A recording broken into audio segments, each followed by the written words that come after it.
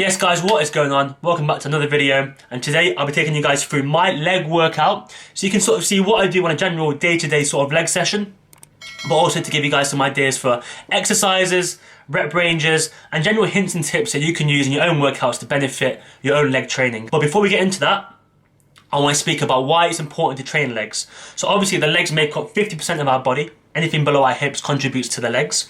Now because of that, if you want a really well balanced overall physique, you simply can't neglect the legs. You know, we've all seen those guys who overtrain the upper body and have those skinny chicken like toothpick legs, and it just looks ridiculous. You spend so much time working on your physique to look like a prat essentially if you don't do legs. So you have to do legs, and at least once a week, ideally two if your training program permits. But also here's another key tip. So with the legs, because you've got such a big muscle groups, you've got the glutes, the hamstring and the quads. Because they're such big muscle groups, they require a lot of fuel to use them, a lot of energy, and because of that, by using a lot of fuel, you're going to increase metabolism, and the increased metabolism will then help you to burn more calories at rest and bring you into deficit. Also, tagged onto that point is that it improves insulin sensitivity, which means that by doing legs indirectly, you will be able to better channel your sugar stores for energy and not convert them into fat, which is what normally happens when you eat an excess amount of sugar. By having a high metabolism, the sugar you eat, yes, some of it will go to fat, but you'll be able to channel more of it to energy and not to fat, which is really, really key to keeping fat off the body. Now, linking into the point again that you've got such big muscle groups in the legs, you've got the quads, you know, as I just said, the glutes, the hamstrings. When they, recover after, you've worked out on them the day after. So today, for example, I trained yesterday. There's a lot of testosterone being released and growth hormone released by the body to help the big muscle groups recover. Now this is fantastic for the rest of the body because it's important to realize that your body is more than just the legs. Like we split up the body into, hands, arms, bicep, tricep, shoulders, but at the end of the day, the body is one thing, is one organism. And you can appreciate the fact that by doing legs will release testosterone to benefit your overall protein synthesis in your whole body, then your chest gains, your trap gains, your shoulder gains, it will all benefit because of training legs.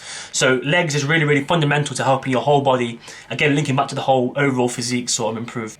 So, moving on to the first exercise, number one, it's going to be the squat. Now, a lot of people, myself included, think that this is one exercise which, if you can do them, then you must definitely do them because they are such a big compound movement that they recruit almost every muscle group in fact I think it's every muscle group in the legs is being used in doing squats, okay? So you can essentially do a leg workout purely based on squats and still get terrific results. That's how good they are.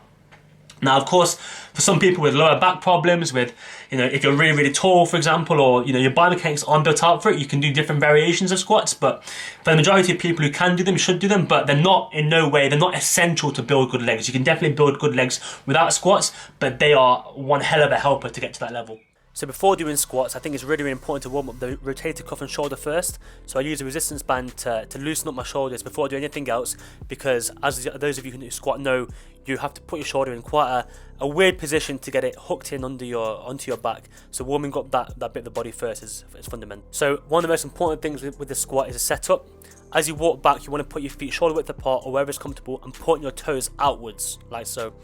By keeping them straight, you'll restrict your range of motion, but by pointing them out, you'll help to push your knees out as you go into the squat, and as a result, you'll be able to get a much better depth, which is more comfortable for you too.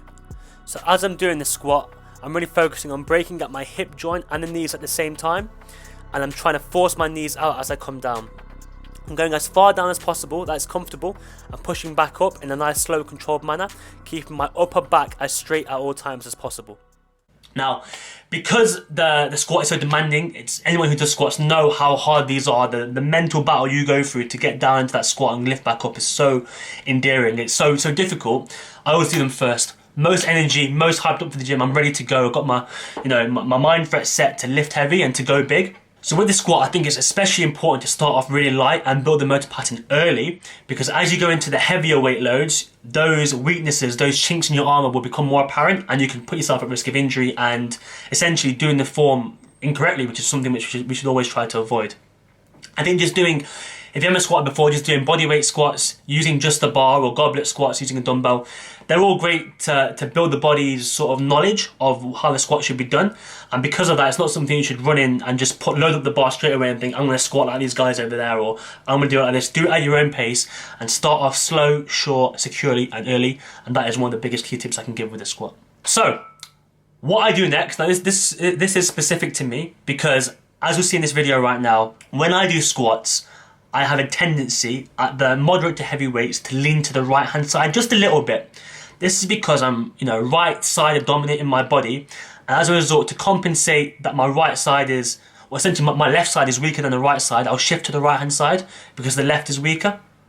Now, I don't like that because I want to have a squat should be an even balanced movement. I shouldn't have to have, even though a little bit of dominance is normal. Like what I'm saying is not abnormal, but I would ideally want it to be equal, right? So what I do is I do Bulgarian split squats where I focus just on the left hand side only in order to work on the strength and conditioning of the left hand side of the body to train that body up even more. So that when it does come back to the squats, then I'm essentially more evened out.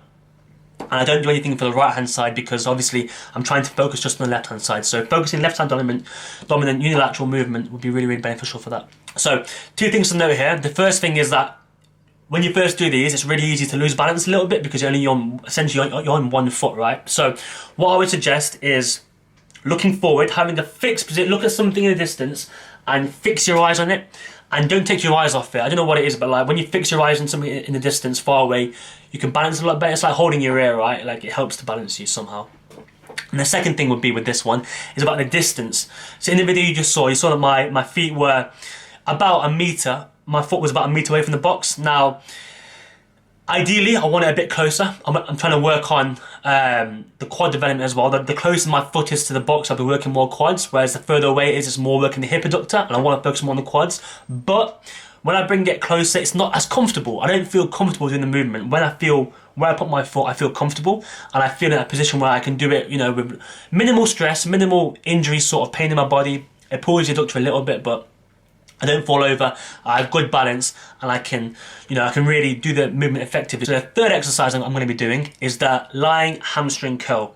Now, you can do this on a seated chair, doing a seated hamstring curl, but I much prefer to doing it in a prone position. So if your gym has got a lying down hamstring curl machine, do it lying down, because this way the quads are fixed in position, and as a result you can get a full range of motion of the hamstring, because when you're sitting down there's a bit of wiggle room between your legs, your quads, and where the bar comes down, and as a result your body can shift as you're doing the movement, and the pressure and the tension comes off the hamstrings, and you won't get as good as a workout because you want to keep as much tension, as much time on the muscle, time under tension. So because these are an isolation exercise, I would recommend doing them within an 8 to 15 rep range, no less than 8. You want to keep it in a hypertrophic, time under tension, 40-second set sort of time, using the full range of motion. I see a lot of people, even myself, at times towards the end of the workout where, you don't fully go all the way, you just go back until it feels comfortable, but go back as far as you can, stretch out the muscle, feel it stretch out, and then contract back and squeeze the top of the movement, and you'll really find that it's essentially a bicep curl, right? You're essentially doing a bicep curl for your hamstrings. It's really, really, and it's weird actually because one of the muscles in the hamstring is actually called the bicep femoris. A bit of a fact for you there. Onto the fourth exercise now that I did, which is going to be the leg extension. Now the leg extension is a fantastic isolation movement for the quadriceps, so working on the front. Now for those of you who do martial arts, kicking movements, taekwondo, or football, striking a football, having strong quads is something which is really, really important for functionality, but also for a well-presented physique as well. Having strong quads, people sort of look at the legs and the first thing they're drawn to is the shape and the size of the quad. So if you're a guy who's going for aesthetics, then this should be high on your list of priorities for targeting the quads. So just to make you aware of how foot positioning can change the quad, by changing the way that my feet are pointing, I can change the way that the quad, or which part of the quad is being worked. To point my toes out, I'll be working more of the teardrop inside of the quad, and to point my toes in, I'll be working more of the outside sweep of the quad. So I can change my foot positioning to target different parts of the muscle. So 2 things to keep in mind here. The first thing is don't lock out your knees. There are a lot of people who, even on the leg press or like on this exercise, they'll go to the top of the movement and then they'll lock out the knees and then they'll come back. Not only is this highly, highly dangerous for putting strain upon your ligaments, but also when you lock out, you take all the tension away from the quads. You've essentially just worked for that rep and then you've let everything go. And the second thing would be is to do it slowly with not going too heavy. This isn't a machine you want to put your 1 rep max on and try and lift the whole stack of plates. No. Again, you're going to hurt yourself doing that and potentially put yourself out of even more time. But you want to do it slowly. Isolation should be done slowly, time under tension, high rep ranges. In fact, I like doing this in like a backwards pyramid set where I do 15 reps of a moderate weight, then increase the weight a little bit and do 12. Again, increase the weight, do 10, then finish it with 8 on a quite a high weight. And this is fantastic because it means that I can work through different rep ranges. I can work through different sort of, hypertrophy and a little bit of strength as well, all through one exercise. And the final exercise I did yesterday in my leg workout was lunges. Now, I like finishing lunges, even though they're a compound exercise, and normally, people say do compound at the start of the movement, which is true when you have the most energy, it's true. But I like doing lunges at the end because it's sort of I can hit all muscle groups in one go, one more time, and just let myself know that I'm done with that workout. Do you know what I mean? Like, I'm finished with lunges and it's done. On top of that, the fact that it's walking, I do walking lunges, means that it's quite an active sort of thing, which means that my heart's still beating fast. There's a bit of cardio in there because I'm walking with the lunges. It's something in my mind where it's a bit more liberating doing it freely by walking and finishing it that way. So much the same way you can change up different workouts with different variations, you can do the same with lunges. As you can see here, I'm going with a slightly wider stance with my legs, and that's going to target more of the hamstrings and the glutes. So the wider apart, hamstrings and glutes. And equally, I can change the emphasis so that it's more on the quadriceps as well. So if I bring my legs together when doing the lunge, that's going to target more of the quad and the front of that leg.